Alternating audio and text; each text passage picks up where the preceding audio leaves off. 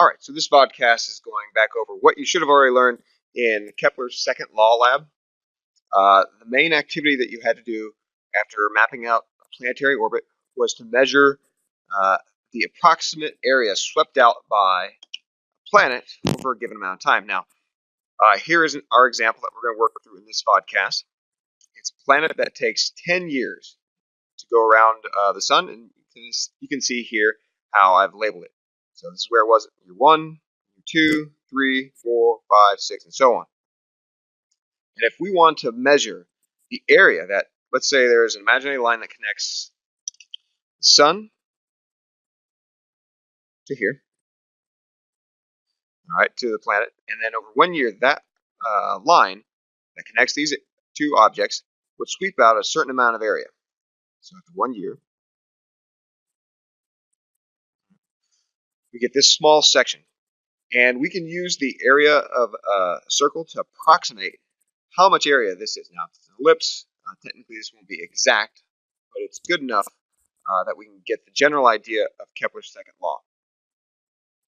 So, to figure out the area of this, we're going to use the equation theta over 360 pi times r average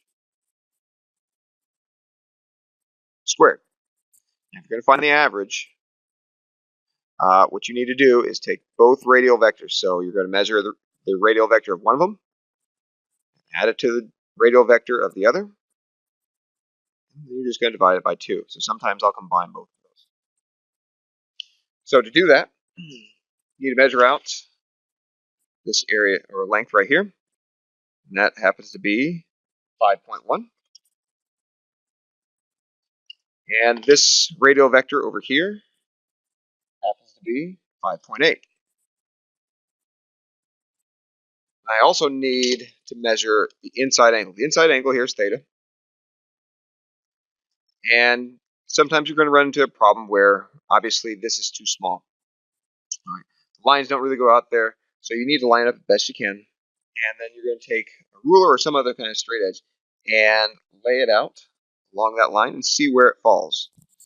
All right. We can see here that it gets to 65 degrees. So the area here is going to be found with these numbers. Theta is 65. Here are my radial vectors. So if I plug it in to my equation over here, I have 65 over 360 pi times the average of those radial vectors squared, which is 5.1 plus 5.8, 2, that gets an average squared. Now you can run this in your calculator. Be careful if your calculator doesn't allow you to punch everything in as is. You may run into some order of operations here where instead of dividing the sum of these two by 2, it'll divide 5.2 by 2 and then add it to the 5.1. You can run into some problems there. So watch out. You need to know how to use your calculator. But when you run that in your calculator, you're going to get an area of 16.8. In this case, since we measured in centimeters here, it's been squared, we get centimeters squared here. So that's the area that was swept out by this planet by an imaginary line connecting the sun to that planet over the course of 1 year. Now, what you would have seen in Kepler's second law lab is that when you measure the area for another section, all right, as long as it's the same amount of time, right, so say, for example, between 5 and 6 here, we've got another piece of this ellipse, and you could measure it out to be, and I've already got this measured, so I'm just throwing the numbers, 9.3.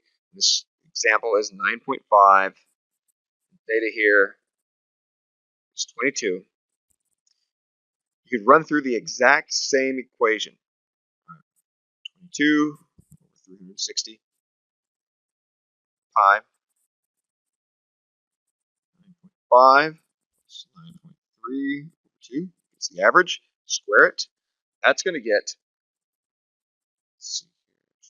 16.9. So pretty much the exact same area.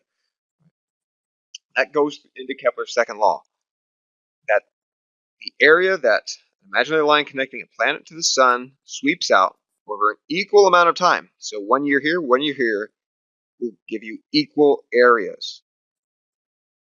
So that means without even doing any measurements, I could divide this up into all 10 years.